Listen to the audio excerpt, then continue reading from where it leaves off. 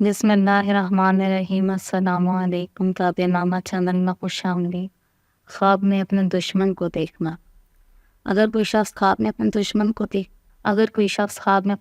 کو دیکھتا ہے اور دیکھتا ہے کہ اس نے اس پر غلبہ حاصل کر لیا ہے تو اس کا مطلب یہ ہے کہ اس سے اس کی کوئی مراد پوری ہو جائے گی، اور اگر دیکھتا ہے کہ دشمن نے اس پر غلبہ حاصل کیا ہے تو اس کا مطلب ہے کہ اس کا دشمن کامیاب ہو جائے گا، اور اگر دیکھے کہ دشمن نے اس کو نقصان پہنچایا ہے، دلیل ہے کہ اس پر کوئی مصیبت پڑ جائے گی، اس کو توبہ کرنی چاہیے تاکہ مصیبتوں سے بچ جائے۔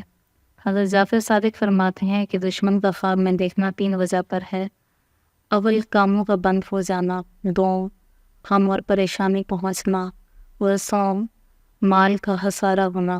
ویڈیو کو آخر تک دیکھنے کے لیے بہت شکریہ۔ چینل کو سبسکرائب کریں، ہماری ویڈیوز کو لائک کریں اور کمنٹ باکس میں اپنے آراء کا اظہار کریں۔ شکریہ۔